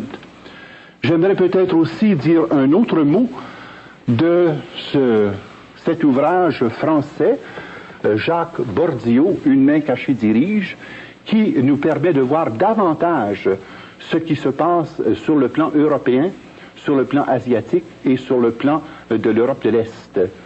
Alors que jusqu'à présent, les livres comme le CFR, None Dare Call It Conspiracy, None Dare Call It Treason, sont davantage des livres qui traitent de la situation en Amérique du Nord et dans le complexe, je dirais, de cette forme d'action et d'éducation qui débouche sur la mainmise des diverses avenues du pouvoir au pays. Un autre point, je pense qu'il serait important de souligner à ce moment-ci, c'est tout ce qui concerne le ravage de la foi. Car n'oublions pas que, comme je vous ai dit, les Illuminati constituent une secte gnostique d'origine manichéenne. Et vous avez 2 livres qui sont actuellement des best-sellers, qui nous font comprendre une chose. Comment se prennent-ils pour pervertir la foi? Vous avez ici un ouvrage de langue française qui s'appelle Jésus ou le mortel secret des Templiers. Vous avez là une illustration concrète de la perversion que l'on peut faire de l'Écriture sainte, de la vie de Jésus, du ministère et de la mission de Jésus, et voici quelle perception les initiés francs-maçons du Grand Orient, les initiés des Rose-Croix et les initiés Illuminati ont de Jésus. C'est là-dessus qu'ils se basent. Voici l'ouvrage clé qui est l'Évangile selon saint Barnabé, qui en fait est un évangile apocryphe, mais qui, étayé de tellement d'érudition, nous laisse pantois sur le plan de la foi et rase à la base le fondement de la divinité de Jésus-Christ, de sa mission, de sa mort et de sa résurrection. Le second livre, qui est un best-seller, qui est maintenant aussi en anglais et en français, The Holy Blood and the Holy Grail. Ce sont 3 journalistes britanniques qui ont fait une étude approfondie d'une situation bizarre concernant la recherche du Saint Graal. Et point par point, ils en sont venus à découvrir que derrière les Illuminati des temps modernes, il y avait à la base l'action du prieuré de Sion. Retenez bien cette expression-là, le prieuré de Sion. C'est connu dans certains pays, et notamment ici en Amérique du Nord et en Russie, sous le nom des... Donc on a voulu faire croire à un complot de la juiverie internationale pour la domination mondiale. Et ce n'était en somme que les initiés du prieuré de Sion qui ont conçu et développé le plan que Adam Weishaupt mettra au point pour détruire non seulement la foi, mais pour détruire aussi les pays chrétiens et tous les pays où les croyants exercent un rôle prépondérant. Devant une telle attaque, Père Régimbald, quelle place faites-vous à l'espérance? La première place. Parce que, voyez-vous, il ne faut jamais oublier une chose. Lorsque le prince des ténèbres se démène et se dévoile comme il le fait aujourd'hui, c'est parce que son heure de défaite n'est pas loin. Habituellement, lorsque Satan se déchaîne et qu'il est obligé de se manifester avec tant de puissance, c'est que l'Esprit Saint est à l'œuvre. Et si je parle de ces questions-là présentement, c'est précisément parce que l'heure est venue de faire la lumière du Christ pour projeter cette lumière dans les œuvres de ténèbres des Illuminati. Si nous pouvons parler comme nous le faisons, sans crainte et sans peur, c'est parce que l'espérance nous habite. Jésus est venu apporter au monde la lumière qui sauve. Et c'est Jésus qui est le sauveur du monde. C'est Jésus qui est le rédempteur de l'homme. C'est encore Jésus qui est la réponse à l'attente universelle des nations et des peuples. Et les solutions de paix mondiale ne sont possibles qu'en passant par Jésus, à travers Jésus et en Jésus. Alors tous ces plans qui paraissent absolument extraordinairement inébranlables, n'ont pas plus de puissance que les ténèbres devant la lumière. Si profonde que soit la nuit, il suffit d'un rayon de soleil pour chasser la noirceur. Si je parle de ces questions, ce n'est pas pour créer de la panique. Ce n'est encore moins pour créer le découragement. Nous avons la force d'être les enfants de lumière parce que nous sommes les serviteurs de la lumière du monde qui est le Christ, le Verbe incarné. Et notre mission à nous, c'est de dire la vérité qui rend libre. Et là, je m'adresse à vous, chers auditeurs qui m'écoutez. Vous pensez peut-être que nous sommes confrontés à des forces si gigantesques que nous sommes réduits à l'impuissance. Le mal n'a pas plus de force pour le mal que ne le laissent faire les gens de bien qui sont indifférents. Si je vous ai donné ces quelques informations, c'est pour vous permettre d'avoir la lumière nécessaire et la sagesse nécessaire pour exercer avec discernement et exactitude votre rôle d'évangélisation dans le monde d'aujourd'hui. Car nous avons, nous, la responsabilité d'établir sur la terre des hommes le royaume de justice et de paix que Jésus est venu inaugurer par sa première venue et qu'il viendra couronner par son avènement de gloire. Donc, loin d'être désespéré, loin d'être essoufflé, je me sens au contraire rempli d'espérance et de joie pour faire face à ces problèmes avec la certitude de la victoire de Jésus-Christ. Sur le sujet en question. Oui, très brièvement, d'abord, il s'agit de se rendre compte d'une situation de fait. Depuis le 1er mai 1776, une action concertée a été entreprise pour pouvoir établir un seul gouvernement mondial, un seul système monétaire mondial et une seule religion mondiale sous l'égide de Lucifer. J'ai essayé aussi de donner des illustrations concrètes de la structure et des organigrammes qui nous permettent de saisir le fonctionnement de cet ensemble qu'on appelle les Illuminati. Et ensuite, nous avons détaillé leur rôle dans chacune des parties du monde. Mais tout cela n'était pas pour effrayer ou pour donner un sentiment d'impuissance à ceux qui nous écoutaient. Au contraire, nous devons prendre conscience que l'heure est venue pour chacun de nous engager de façon personnelle, de façon communautaire, pour apporter des réponses d'évangile à un monde qui, hélas, pour le moment, a été trompé. Et c'est ça que j'aimerais que l'on comprenne. Toutes les activités des Illuminati s'est fait de façon tellement occulte et secrète que nous étions en quelque sorte démunis, faute d'informations. Mais Jésus nous dit, c'est la vérité qui vous rendra libre. Mon but a été de donner des sources de renseignements pour nous permettre d'abord de cerner dans la vérité la nature et l'ampleur du problème, afin de pouvoir, dans un second temps, insérer notre action évangélisatrice et pastorale de façon efficace, afin précisément de hâter cet avènement de la civilisation d'amour pour l'an 2000. Père Jean-Paul, avez-vous des suggestions pratiques à proposer pour empêcher cette mainmise mondiale par les Illuminati? Oui, j'en ai plusieurs. En effet, je pense qu'il est nécessaire de diviser ça peut-être en 3 segments.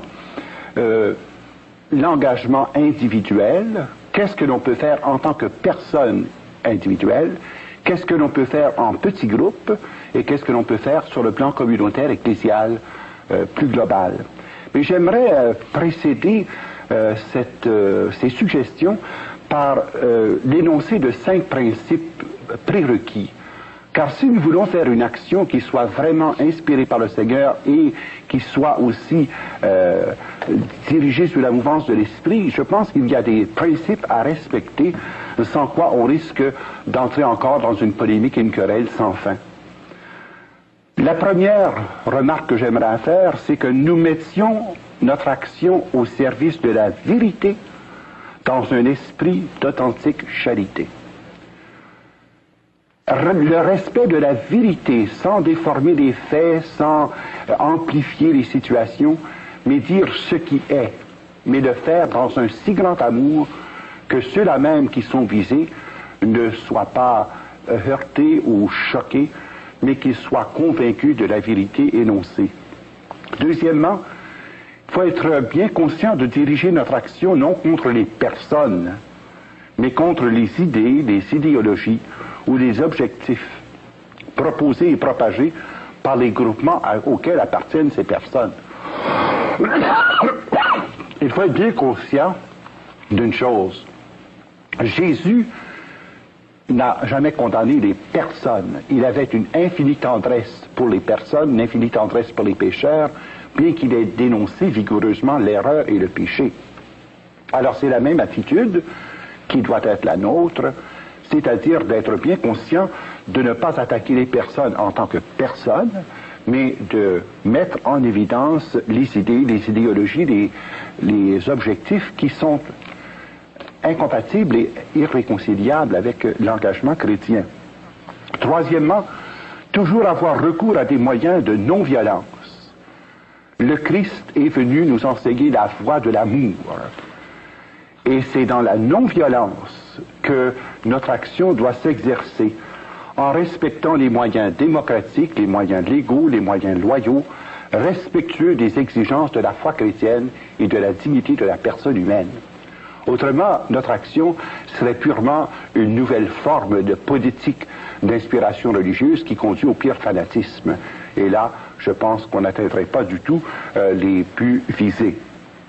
Quatrièmement, rédiger avec soin, c'est-à-dire avec précision et exactitude, les lettres, les mémoires, les documents que l'on destine au public, que l'on destine par exemple aux députés, que l'on destine aux divers ministres des divers services ou encore aux commissions royales d'enquête, telles la commission MacDonald, entre autres.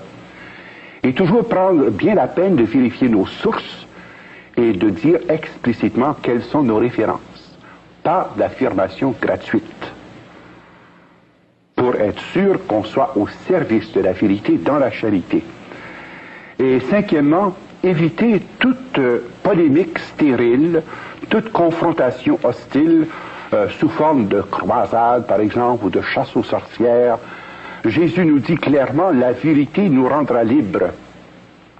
Donc se mettre au service de cette vérité-là, en vue de la libération des cœurs et des esprits. Mais Saint Paul nous avertit aussi, il est beau d'avoir du zèle, mais si vous avez un zèle amer, vous ne glorifiez pas Dieu. Et je pense que si nous exhortons les auditeurs à un engagement, nous voulons les exhorter à un engagement tellement rempli d'amour et de vérité qu'il n'y a pas de place pour l'amertume, pour la haine ou pour le fanatisme sous quelque forme que ce soit. Maintenant, sur la question de l'engagement individuel, je pense que c'est important pour nous de bien comprendre une chose. On a pu être impressionné par la puissance de ces organisations occultes et on a pu être impressionné également par l'étendue de leur action. Mais n'oublions pas que nous sommes tous membres du corps du Christ. Nous sommes 750 millions de catholiques et près d'1 milliard de chrétiens.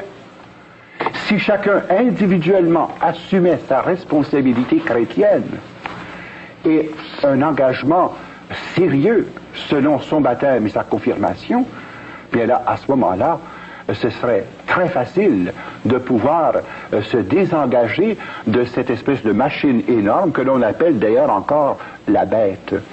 C'est le nom technique et officiellement reconnu pour cet immense organisme des Illuminati. Alors je pense que sur le plan individuel, disons, il y a des choses très faciles à faire. Qui ne peut pas écrire une lettre?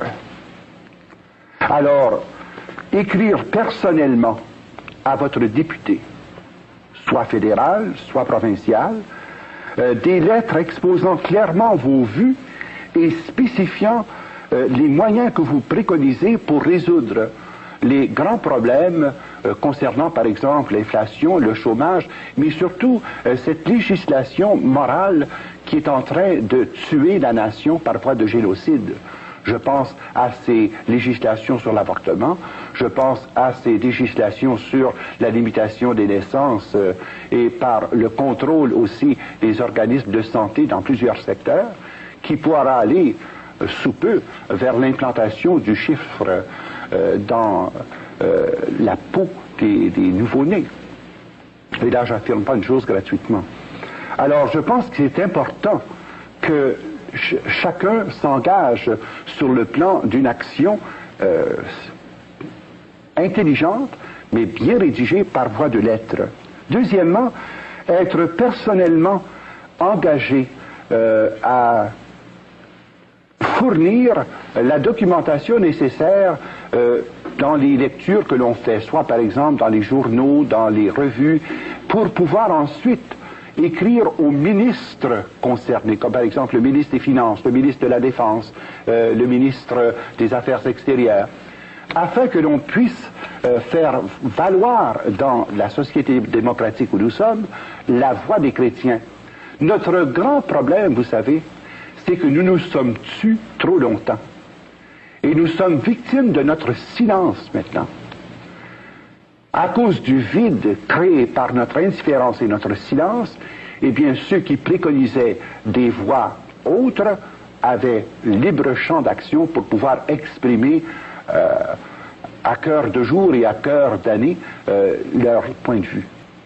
Ayons le courage d'exprimer nos vues et d'exprimer surtout les exigences de notre propre conscience face aux grandes législations, aux grandes orientations qui, comme on le sait, sont inspirées par cette pensée illuminatiste, tant dans le domaine économique, politique, social, culturel, et c'est d'écrire aux ministres responsables de ces divers secteurs afin de pouvoir obtenir une action concertée. Ce que vous dites, Père Jean-Paul, c'est que il ne faut pas laisser seulement aux responsables des différentes églises ou de grandes organisations leur laisser la responsabilité de passer à l'action. Il faut que chacun fasse quelque chose en tant que citoyen canadien. Nous sommes tous solidairement responsables, mais nous sommes tous individuellement également responsables parce que nous vivons en démocratie et parce que l'exercice de nos droits démocratiques en tant que chrétiens est la forme prévue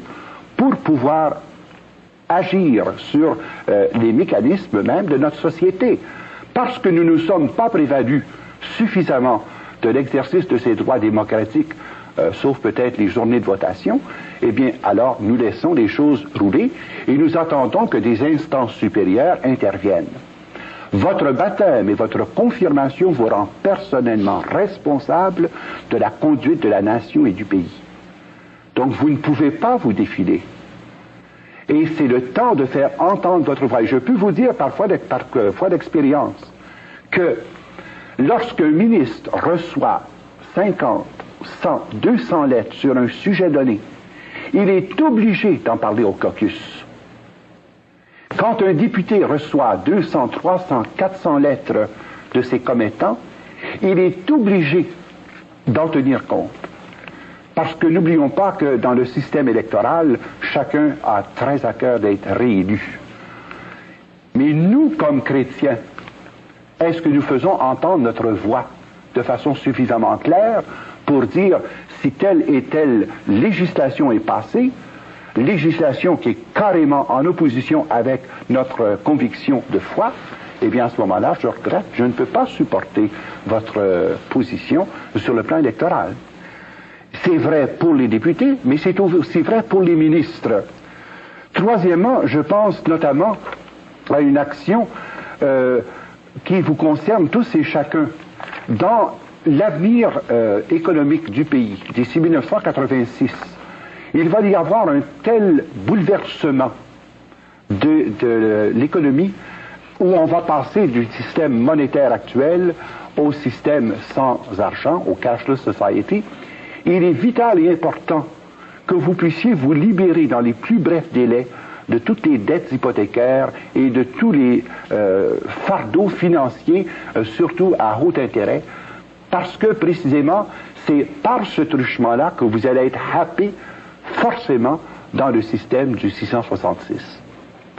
Alors, si on ne prend pas la peine, et cela peut se faire entre parents, entre amis, entre chrétiens, se soutenir mutuellement pour pouvoir éliminer dans les plus brefs délais possibles les grosses dettes et surtout les dettes à haut intérêt, eh bien, inévitablement, nous allons être happés dans le système et broyés finalement par les dents de la bête. Alors, je pense que sur le plan individuel, voilà des lignes d'action qui sont urgentes et il n'y a personne qui peut dire « je n'ai pas le temps d'écrire une lettre » ou « j'ai pas assez d'argent pour affranchir un timbre-poste ».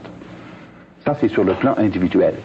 Maintenant, il y a une action possible en petit comité d'études et ça, je pense que c'est urgent.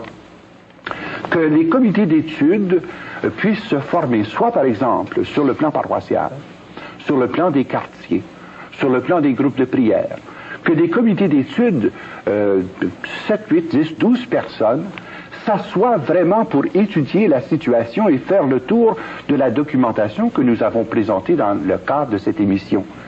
Et si jamais vous désiriez avoir plus d'informations sur le plan bibliographique, nous serons heureux de vous faire parvenir à l'adresse qui paraîtra à l'écran les informations nécessaires pour enrichir votre documentation.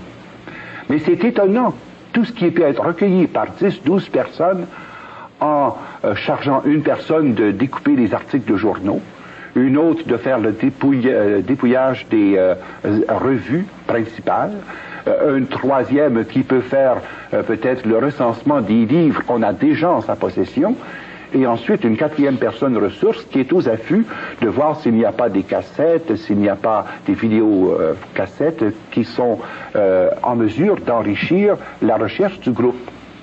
Et le deuxième point que je voudrais faire concernant cette étude de petits groupes, c'est l'étude des documents de l'Église.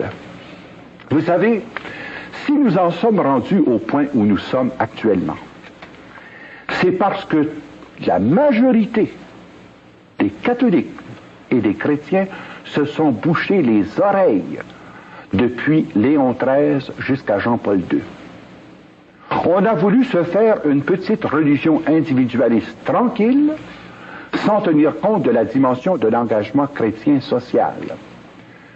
Alors, il y a la doctrine sociale de Jésus-Christ qui est exprimée dans les grands documents de l'Église.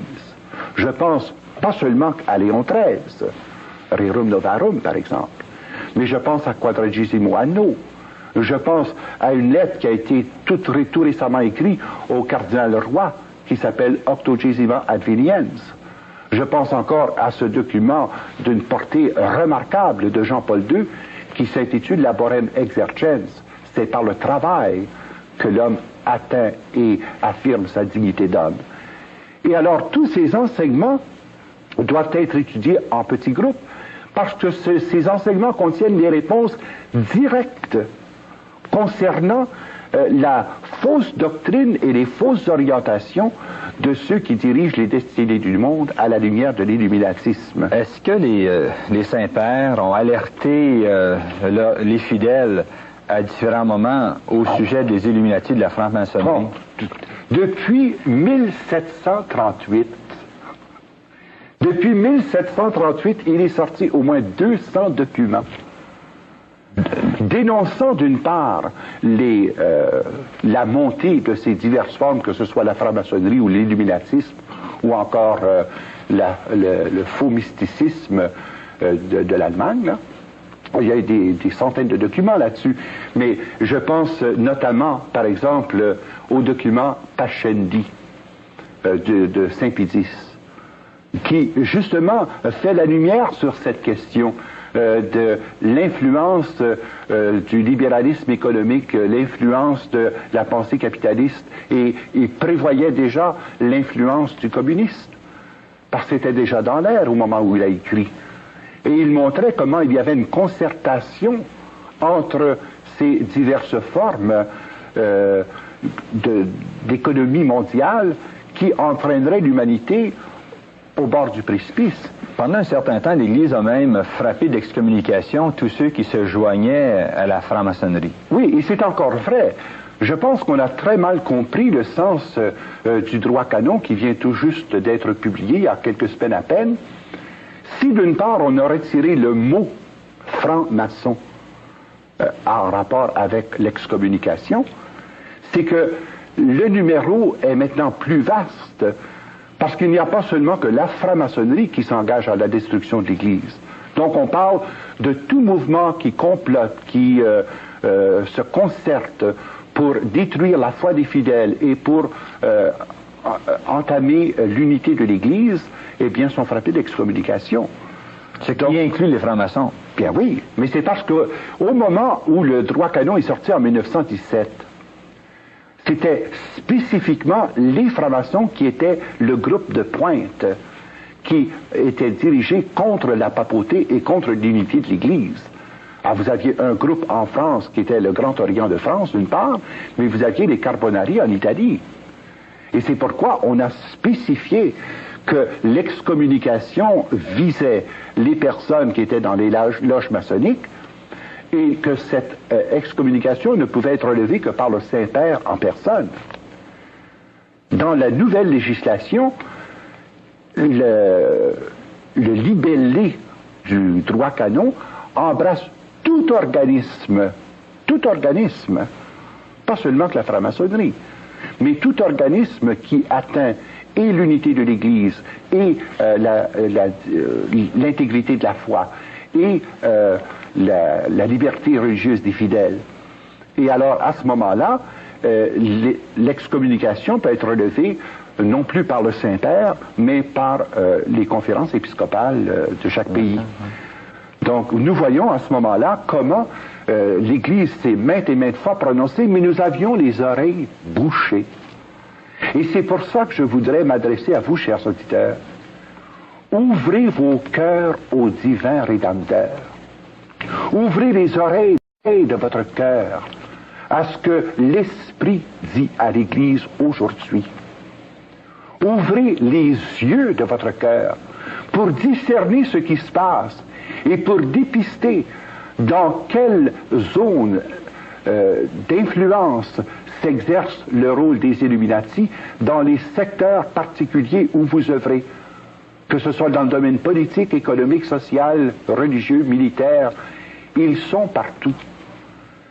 Mais nous avons tendance au défaitisme en disant « nous sommes si petits, si faibles ». Ce n'est pas vrai. Partout où la puissance des ténèbres abonde, la force de la lumière surabonde, au départ. Deuxièmement, nous sommes sûrs que Jésus est victoire. Il nous a obtenu la victoire par sa mort et par sa résurrection. Il a scellé cette victoire par sa croix. Alors nous n'avons absolument rien à craindre, au contraire.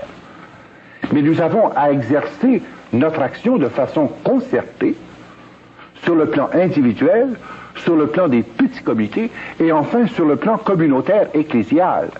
Et c'est là que je pense que des organismes comme les groupements Actes ou les groupements du plein évangile, les hommes d'affaires du plein évangile, ou des groupements comme les Chevaliers de Colomb, les groupements comme l'Opus Dei. Alors, ces divers groupements, en tant que groupements, doivent faire entendre leur voix sur la place publique, doivent faire entendre leur voix, par exemple, au rassemblement de la Chambre du commerce, doivent faire entendre leur voix dans tous les secteurs des congrès, que ce soit les congrès d'hommes d'affaires, les congrès de professionnels, les congrès médicaux, les congrès pédagogiques. Nous devons faire entendre notre voix. Mais pour cela, il faut des documents préparés, bien documentés, qui servent la vérité dans la charité. Et personnellement, j'ai regroupé une quinzaine de spécialistes pour préparer un document majeur qui sera présenté à la Commission royale d'enquête MacDonald. Et comme il s'agit de porter un jugement diagnostique d'une part sur la structure de notre économie et sur les causes de la crise économique actuelle, eh bien là, nous sommes en mesure d'apporter vraiment de la lumière pour apporter notre contribution en tant que chrétiens à bâtir ensemble un Canada qui soit vraiment sous l'égide du Seigneur Jésus-Christ. N'oublions jamais une chose, c'est que le Canada a été placé par les pères de la Confédération sous le dominion de Jésus-Christ. Et c'est du psaume 71 qu'est tirée la devise du Canada. Que ton règne s'étende d'un océan à l'autre, à mare usque mare.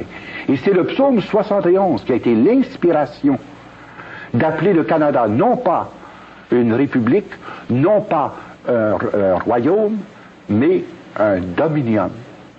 Parce que c'est le terme qui était utilisé dans la version biblique que les pères de la Confédération ont consulté.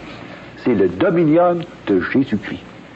Et je souhaite, et je termine là-dessus, je souhaite qu'ensemble, comme chrétiens, nous nous donnions les moyens d'action par la télévision, par la radio, par les journaux, par les publications de toutes sortes, que nous puissions vraiment apporter notre collaboration entière pour permettre que cette voix de l'Église se fasse entendre sur la place publique.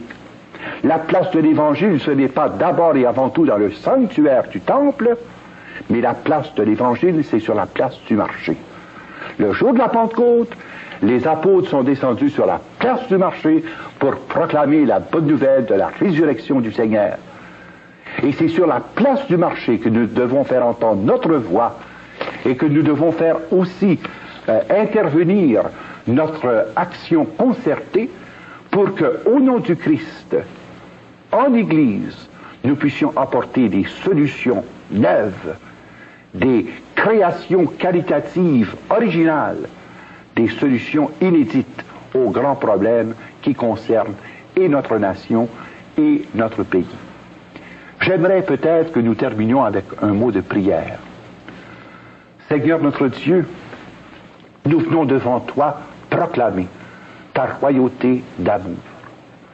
Nous venons proclamer ta souveraineté d'un océan à l'autre sur ce pays qui est sorti de tes mains et de ton cœur. Ce pays a été bâti par les pionniers de la foi et arrosé du sang des martyrs. Ce pays, Seigneur, tu l'as fait jaillir comme un avant-poste de l'évangélisation dans le monde actuel. Nous te demandons de susciter en ce pays des prophètes, des apôtres, des docteurs et des pasteurs selon ton cœur. Et Seigneur, adresse-toi à ceux qui sont présentement à l'écoute pour que leur cœur s'ouvre aux divins rédempteurs. Amen.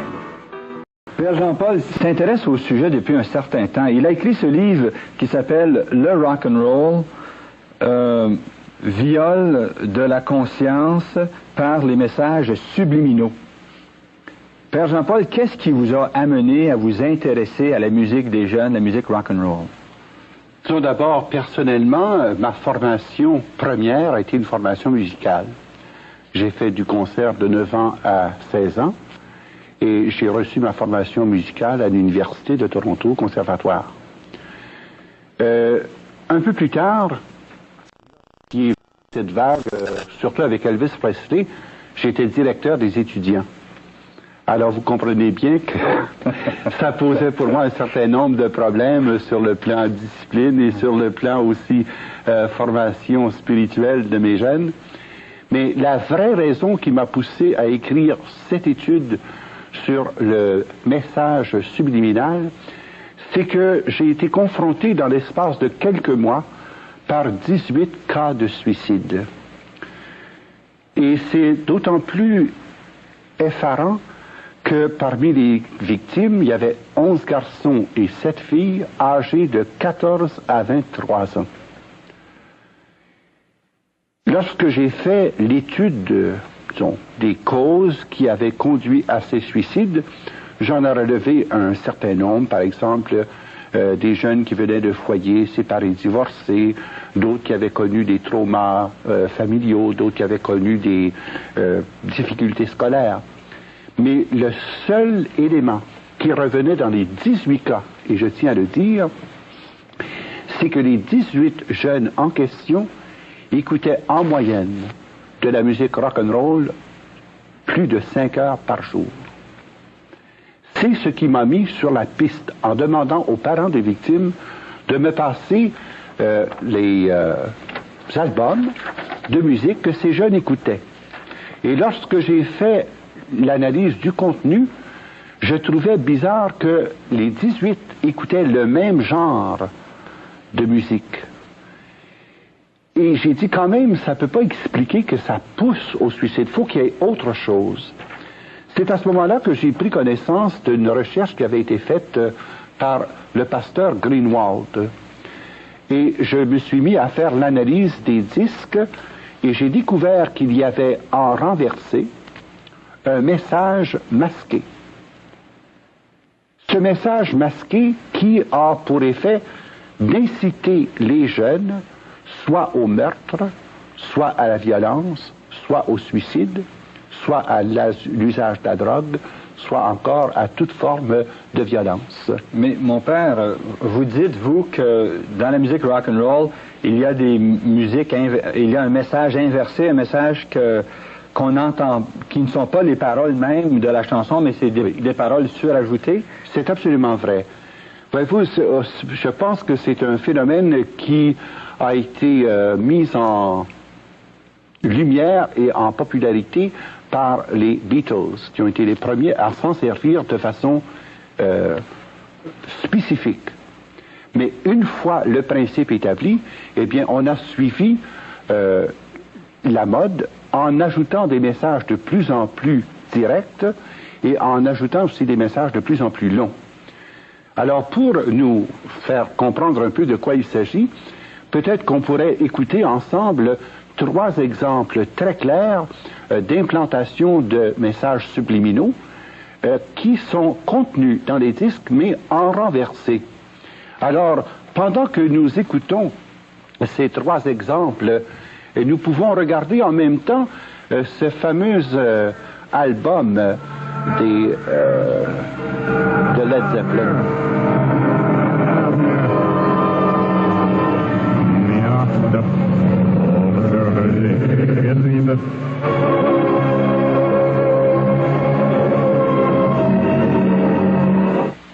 Maintenant que vous avez entendu la version normale, voici en renversé le message subliminal qu'il est très facile d'entendre.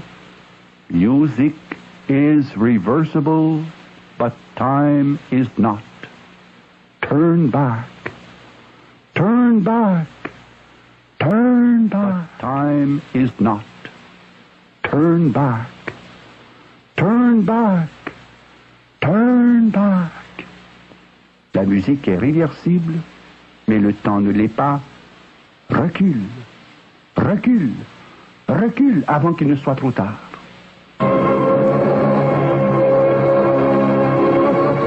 The music is reversible, but time.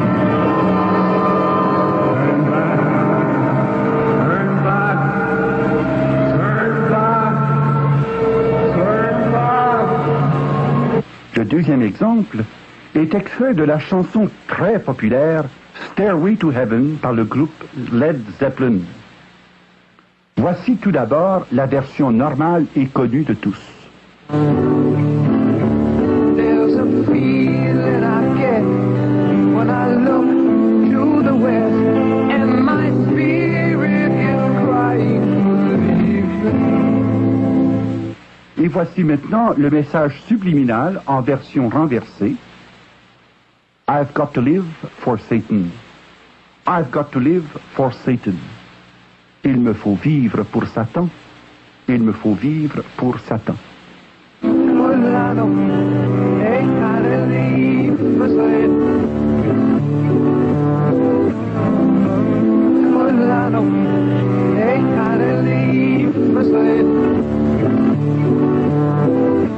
Pour conclure, j'utiliserai le chant des Beatles intitulé Revolution No. 9, car c'est à partir du moment précis de la parution de cette chanson que les messages subliminaux furent intégrés dans la production des disques rock and roll.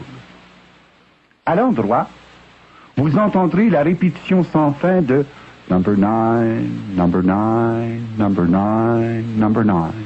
Number 9, number